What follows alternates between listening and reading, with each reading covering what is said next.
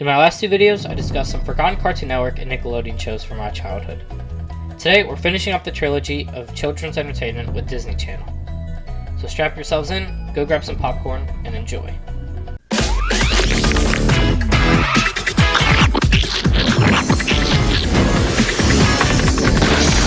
You're watching Disney Channel. The first time I ever heard about the show was when I went to McDonald's with my dad in 2004, and in the Happy Meal toy was an inflatable version of Lula, Dave's sword. This promotion only lasted about a month, and I would have been 3 at the time, so I really have no idea how I remembered this so well. Dave the Barbarian is a pretty simple show in concept. It's about a barbarian named Dave who fights evil creatures such as a pig and a giant zit. There's one small problem. Dave is a total pussy. Evil Piggy, I'm going to handle you my way. Please don't hurt me! Please, oh please, please, please! His parents are the king and queen of the kingdom, and they left to fight evil, so they leave Dave's older sister, Candy, in charge. Candy is a stereotypical teenage girl, more worried about boys and fitting in than taking care of the kingdom and fighting evil. I wonder if they have those hats in green. Go away, I'm shopping. They also have a younger sister named Fang, who looks like a caveman and acts like a caveman. They had this running gag of people thinking she's a monkey, which, I'll admit, got old pretty quick.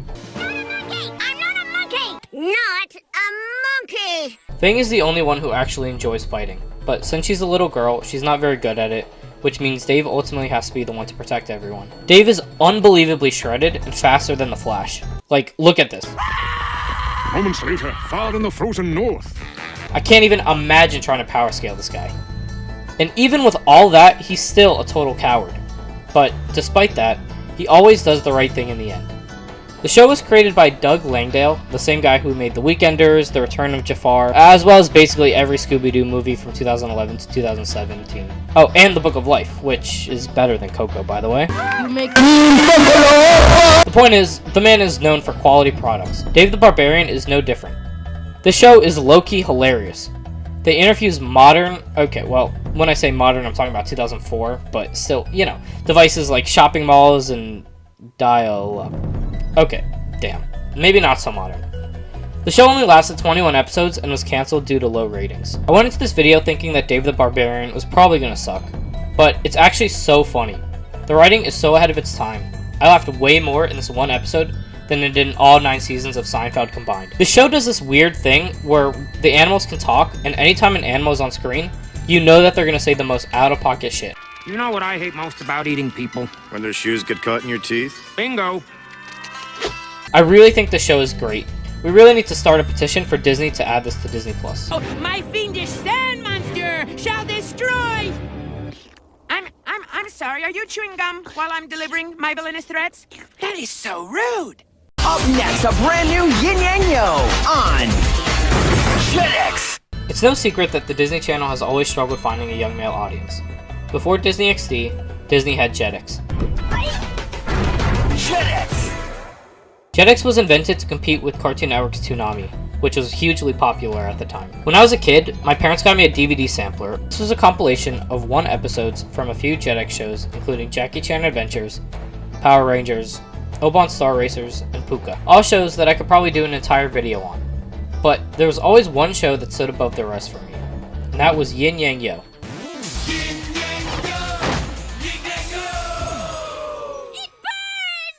Yin Yang Yo was a 2006 show created by Bob Boyle, the same guy who directed the Channel Chasers as well as the Timmy Jimmy Power Hour, 2 of the best episodes of the Fairly OddParents. He created Wow Wow Wubbzy also, and you can tell that these 2 shows are made by the same guy because of thick outlines and very blocky shapes. The story follows a brother and sister as they learn Wufu, which is a type of martial arts in this world, and they defeat different bad guys using it. The show definitely reminds me of Fairly OddParents from the art style to some of the humor. One thing I noticed is that the pacing feels extremely rushed.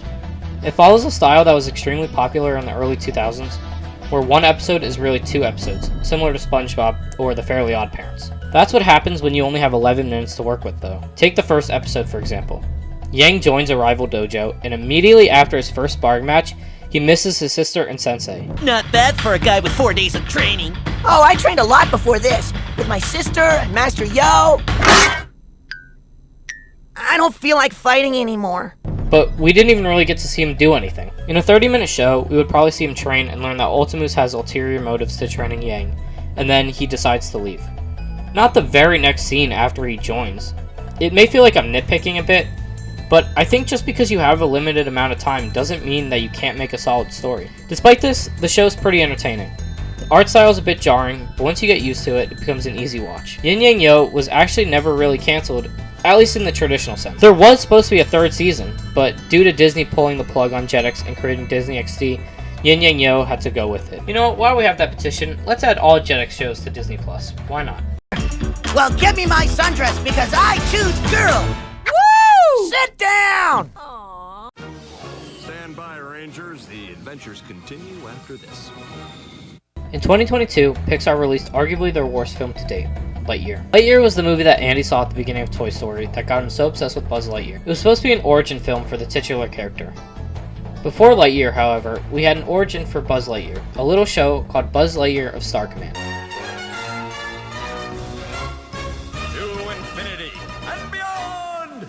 This show follows Buzz Lightyear from Toy Story as he works with the rest of Star Command to keep Capital Planet safe from Emperor Zurg. I didn't quite understand how it worked with the canonicity of Lightyear, but the way I had it described was that the show was a cartoon based on Lightyear in the Toy Story universe, similar to how we have something like Spectacular Spider-Man in our universe. Nobody really seems to know why the show was cancelled after only one season. There's some speculation that Disney wasn't consulted on any decisions and therefore cancelled it, but nobody knows for sure. The show actually has a really interesting development story. It was made after Toy Story 1, but before Toy Story 2, which was supposed to be a direct-to-video sequel, along the lines of The Little Mermaid 2 and The Lion King 2, a practice that Disney did a ton of in the 90s and early 2000s. But somewhere along the line, Pixar realized that they had something special with Toy Story 2, and decided to make it a theatrical release around the time Star Command was set to release. So Star Command gets delayed, and the crew gets tasked with developing a prequel movie to the show called Buzz Lightyear of Star Command. The adventure begins. Oh my god! As I said, the movie is a prequel to the series. It shows the formation of Star Command, as well as how Buzz met his crew. That's definitely the best part of the show, Buzz's crew. They all have wacky and distinct personalities, which keeps the show engaging, unlike a certain movie. Oh my god, bro. Oh, hell no, man. What the fuck, man? Get your ass on, boy. The weirdest part of this show for me is the fact that Buzz is voiced by Patrick Warburton and Zurg is voiced by Wayne Knight. So every time they're on screen, I just imagine Joe Swanson talking to Newman. Yes, I know Patrick Warburton was also on Seinfeld, but this is funnier. Didn't know about the rocking boots, did you, Buzz? And I got them on sale. It's gonna take more than fancy footwear to save you.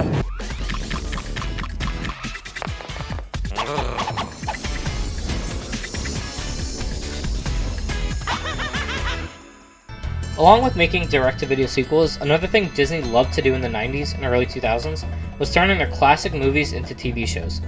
We just discussed Buzz Lightyear's Star Command, but there are so many more. Think Hercules, Aladdin, Tarzan, and the one I'm discussing right now, Lilo and Stitch.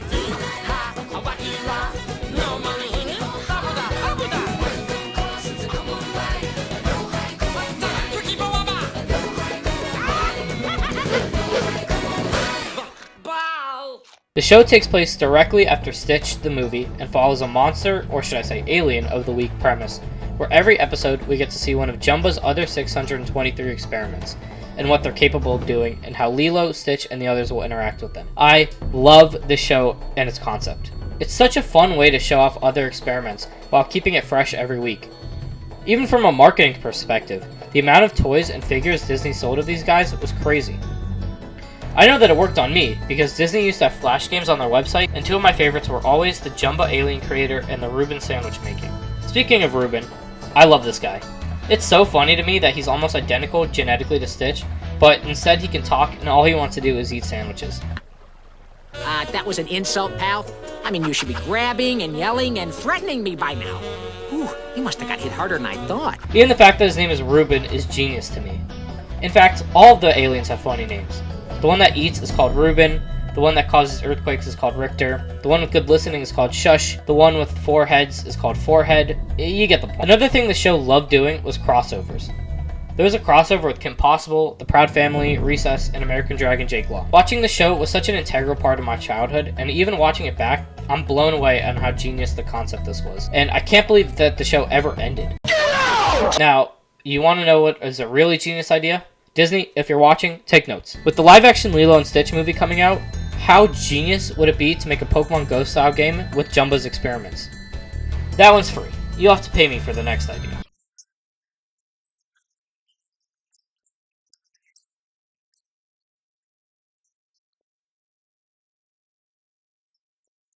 That last segment got me really nostalgic, which is why I like making these videos so much. It's really interesting looking back at some old shows that I grew up with, and seeing so little discourse about them online. It blows my mind how good some of these shows were, especially compared to the Cartoon Network and Nickelodeon shows I talked about previously. It's obvious that Disney once had a standard for their cartoons, and if they weren't meeting their standards, they would get the boot. A lot of times, this was really unfair to the shows. And there was one show that was done the worst by Disney. I'm talking about one of my all-time favorite shows. This is American Dragon, Jake Long. He's cool, he's hot like a frozen sun. He's young and fast, he's the chosen one. People are not bragging. He's the American dragon. He's gonna stop his enemies with his dragon power. Dragon teeth, dragon tail, burning dragon fire. Real live wire, American dragon. American dragon.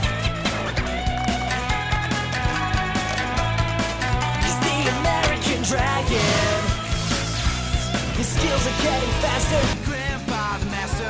It's destiny. What's up, G? It's showtime, baby, for the legacy. American Dragon. I'm not bragging, I'm not bragging. It's my American Dragon. I'm the magical protector of the American Dragon. American Dragon. American Dragon Jake Long is about a 12-year-old kid named, well, Jake Long, who comes from a long line of dragons. It's his job to protect New York City from magical creatures while dealing with family, school, girl problems, and training with his grandpa. The show is really nuanced and deep for a children's cartoon. Jake and his sister have to keep the fact that they're dragons from their dad, who's a normal human, because they think that he wouldn't be able to handle it emotionally. Jake also has a huge crush on this girl in his class named Rose, but what he doesn't know at first is that she's a member of the Huntsmen, a clan of humans whose main goal is to kill all magical creatures, including Jake. When Jake learns of Rose's real identity, it breaks him. On one hand, he's in love with her, and she's starting to have feelings for him, but on the other hand, she wants him dead, and she doesn't even know it. It creates a lot of tension and dramatic irony for a kid's show. Rose! No! What did you call me? Rose, if you want to say goodbye, say it to my human face. Rose, it's me. Jake?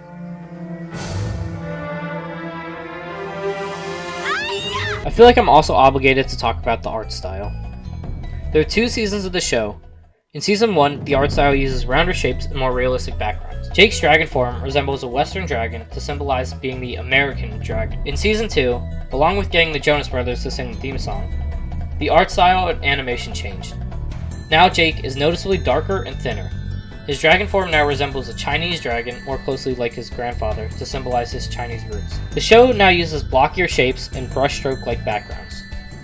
This was a huge controversy with my friends on the preschool playground. We all preferred the original designs, except this one kid named Sean.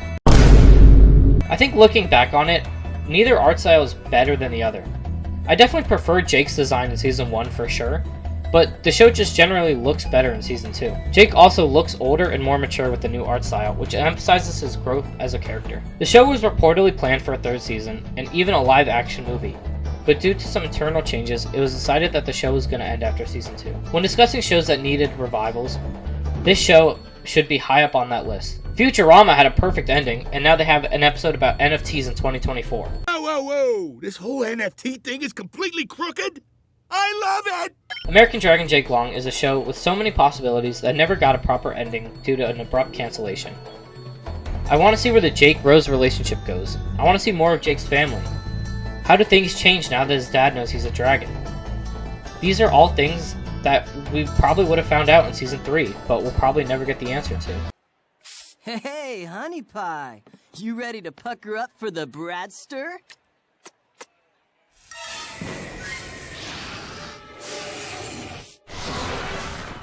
I sure am. Jackpot! Thank you guys so much for watching. I had a blast making this video as always. Please let me know if you watched any of these shows growing up and what you thought about them. Also, let me know if you'd want an actual breakdown of a certain show instead of a quick rundown like I always do. Anyway, as always, I'll catch you next time. Bye-bye. Classic Wii.